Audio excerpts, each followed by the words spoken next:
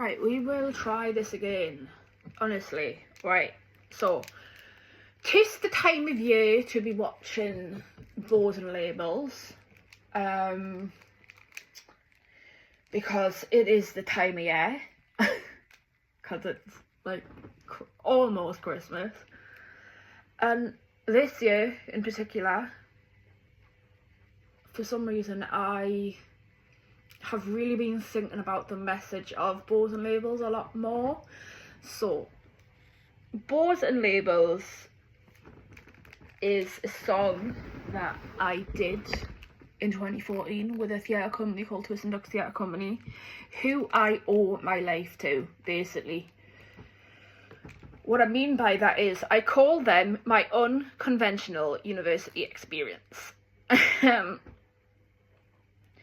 I call them that because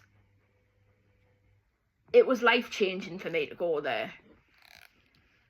It literally became something big, something huge that I never thought would be a thing. So basically how it started was, so at the start of 2014, I was working at Sainsbury's, not enjoying it.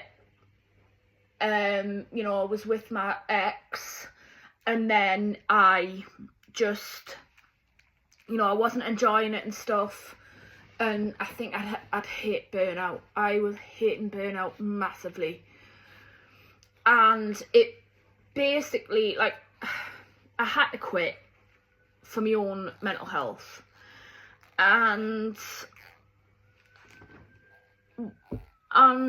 you know, I was in a state of limbo at the time, and then my ex then essentially said, oh, we're going to go to this open mic night, and this was in like August time, and then I went, and then it was at Dance City Cafe at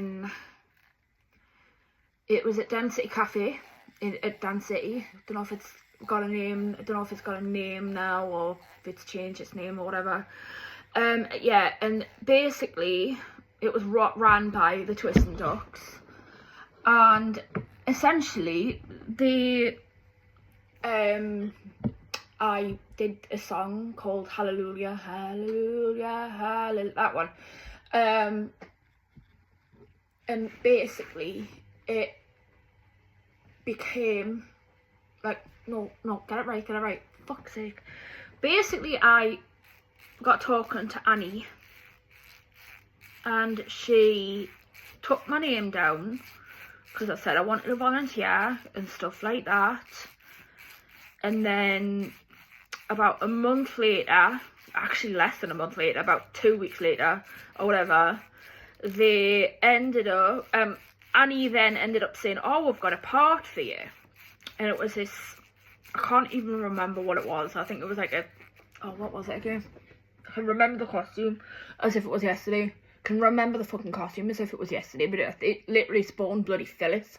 Like the birth of fucking Phyllis is.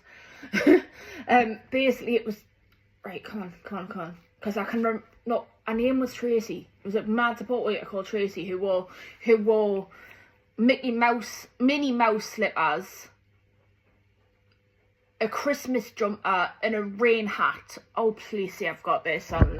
Oh, please say I've got, I must, come on. I must have this on photo. I must have it on photo somewhere. Anyway, basically, so I played that. It was to do with something. I really wished to God. It was probably about someone going to hospital, because that was like the Twist and Ducks shtick. Then, and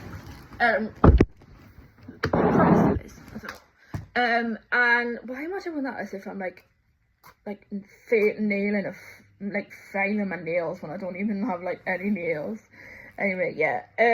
So basically, I then, you know, played that, and then I sort of became an honorary member, and then became a fully fledged member of Twist and Ducks, and this all happened within like a month and a half. Like, it happened so quick, because we did like this they did this tour of North Yorkshire, so Harrogate, Scarborough and York, of like conferences. I vividly remember the conferences. So by September, so like by like, I think that's why the needed is really, because we did this sort of like tour of North Yorkshire, Scarborough, Harrogate and York, and it happened so quick, no word of a lie. And then what happened was, you know, I was going through like a transitional period in my life. Obviously, like, I was, you know, going through this transitional period in my life, trying to figure out what I had, because I was trying to figure out what I'd had, because I couldn't quite work out if I had a learning disability, a learning difficulty, mental health. Well, I couldn't figure it out because I was having meltdowns constantly, and stuff like that. And it was like, it got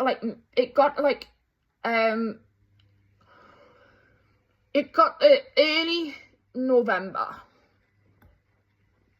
and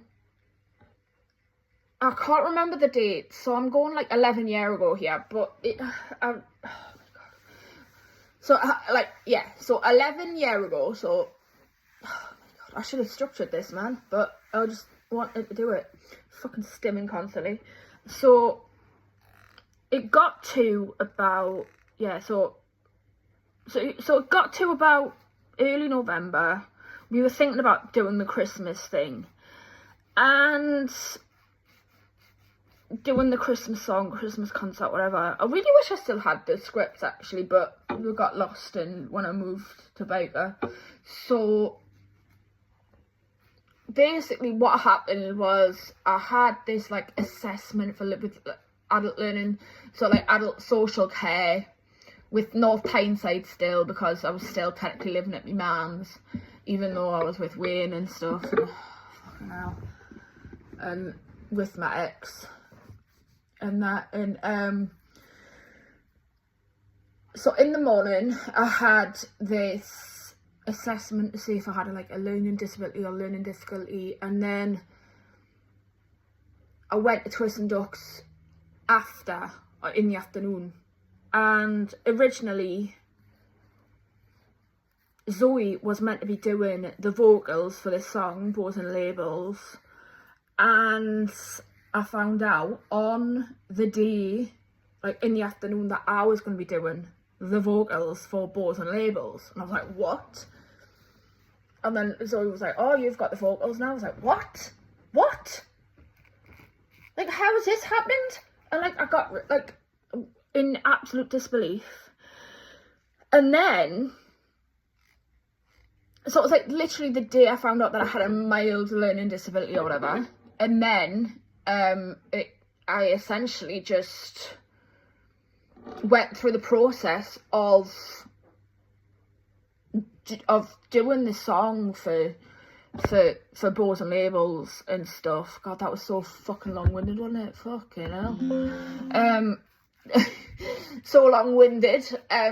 So basically, the reason why I have been thinking about it a lot this year in particular, actually, in the year 2025, is simply because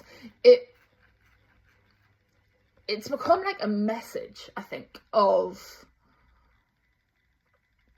because like, labelling presents under the tree, glass of mulled wine, our favourites on, I don't like mulled wine, our favourites on TV, in very special time, he is special, that's what they call me, and it goes sort of like, it's so, you know, special.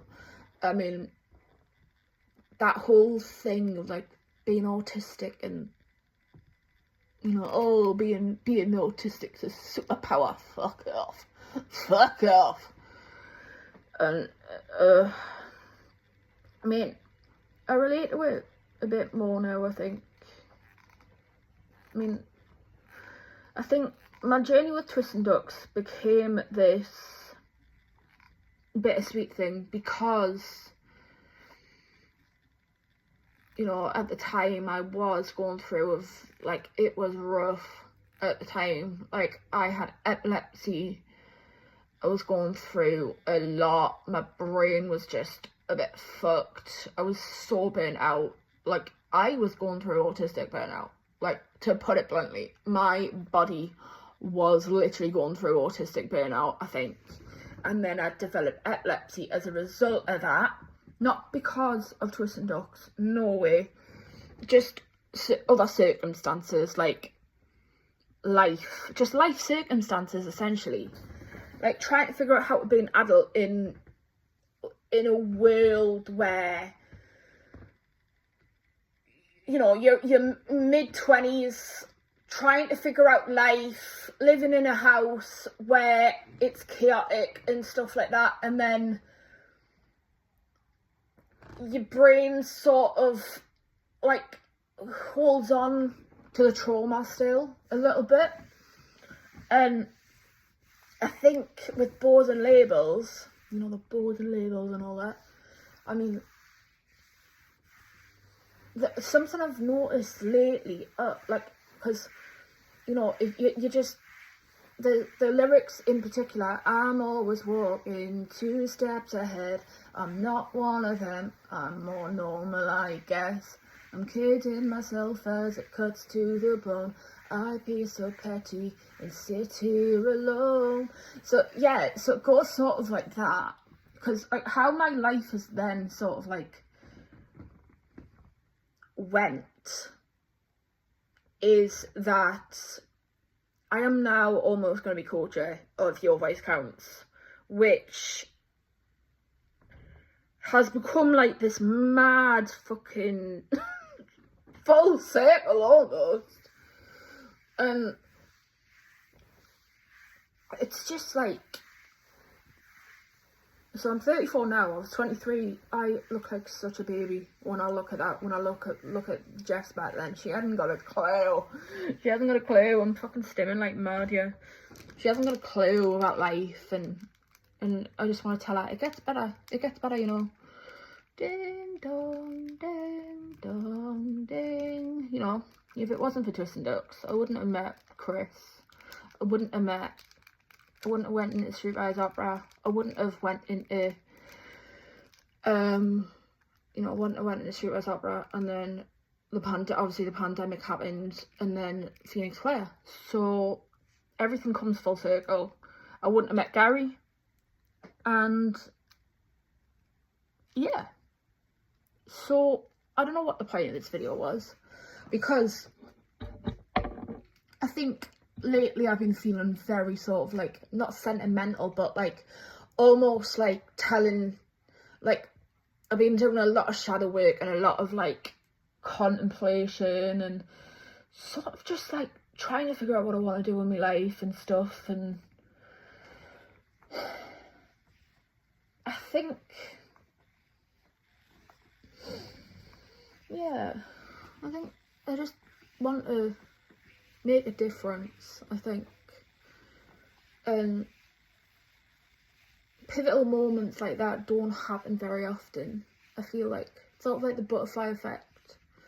And I very often wonder, what would my life have been like if I hadn't went to that open mic night 11 years ago in August?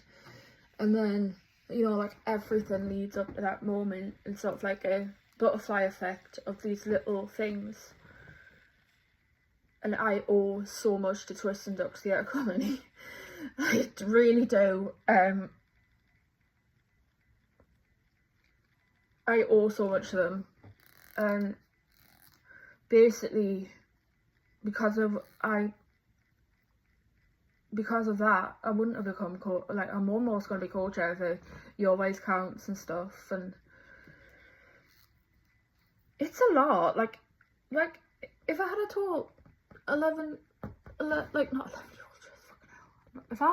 23-year-old Jess that her life would take a complete and utter drastic turn, and then everything would come full circle, and she would become a gobby twat. And then, because she's passionate, and, you know, I'm passionate, and people take a chance on us and stuff, and I'm willing to learn. But bloody hell, the one thing I have learned during the past 11 years is don't take no shit, and tell people when you're starting to get burnt out and tired. I think. And with twisting ducks, I've learnt lefty loosey, righty tighty. You know, I've learnt like a lot about theatre. I learnt a lot about singing. Learnt a lot. Maybe this is a sign that I need to start working my way towards doing something again in the theatre, in the arts and stuff. Because I feel like I've been in a bit of a rut at the minute. I'm in such a rut at the minute with everything. And I think I need an outlet of doing theatre. I think. Yeah. I think that's it. Yeah. I don't know.